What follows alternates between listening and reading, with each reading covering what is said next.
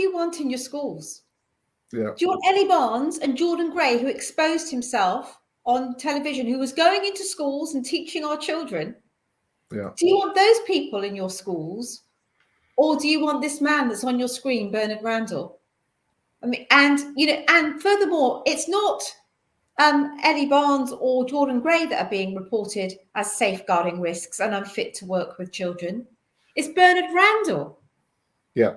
That actually has on his file right now this notion of investigation for being someone that is a danger to children. In effect, that's what it looks like, because he's been marked as a safeguarding risk because of his view. It said, of course, he's done nothing ever. Now, who marked him as a safeguarding risk, Andrea? Bernard, do you want to say? The Bishop of Derby and the Derby Diocesan Safeguarding Team. So the initial case against the school was one thing, and to some extent they shouldn't be expected to know exactly the ins and outs of Christian doctrine. But then for the Diocesan Safeguarding Team to take what I said and say, this is a safeguarding risk, we can't trust you to teach children, they should know better, because they should know that the Church of England's doctrine on sex and marriage is what it is. And they should know that to express that is basically what a member of the clergy would be expected to do.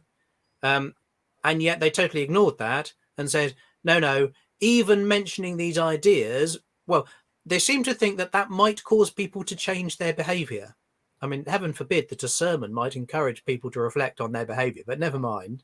And that to encourage people to change their behaviour is a harmful thing. It's fundamentally so what they they ruled that believe. Their doctrine, the Church of England people actually ruled that their doctrine is a safeguarding risk.